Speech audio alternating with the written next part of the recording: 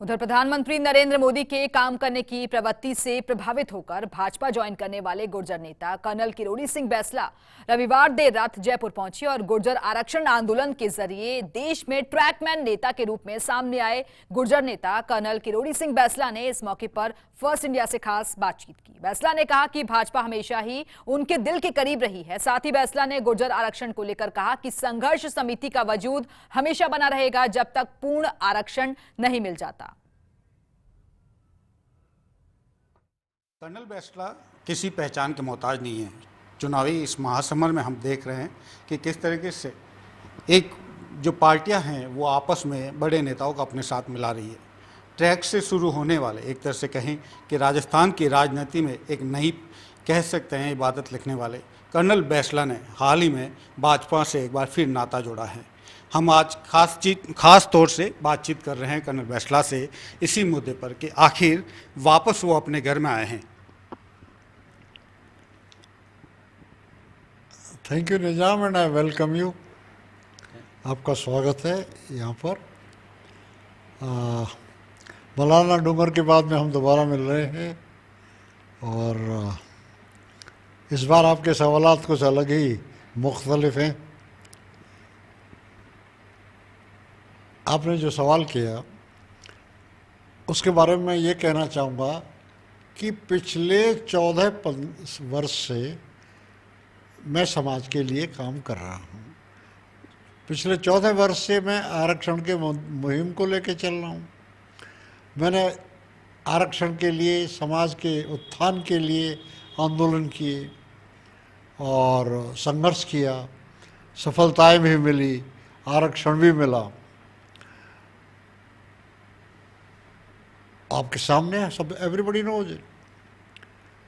लेकिन इसके साथ साथ ही मैंने दोनों पार्टियों के मेंबर्स को, दोनों पार्टियों को बहुत करीब से देखा, समझने की कोशिश की और दोनों मुख्यमंत्री महोदयों के बहुत करीब रहा, बहुत नज़दीक रहा, उनके बारे में भी जानने की कोशिश की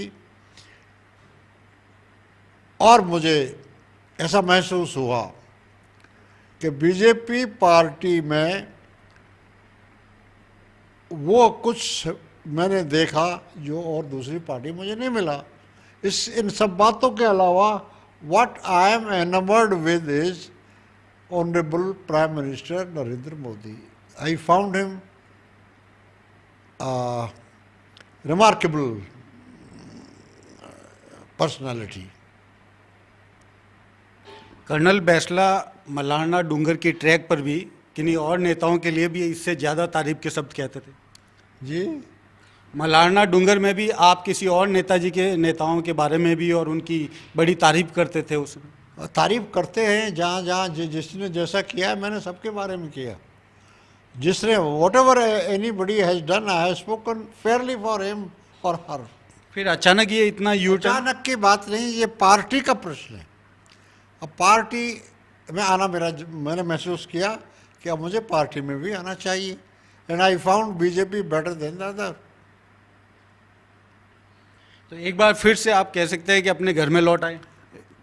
जो मेरा पहला क्वेश्चन था उसके साथ ही मैं यही जोड़ना चाहूँगा कि आप क्या दूसरी जगह पे आपका जो कहें तालमेल नहीं बैठ पाता?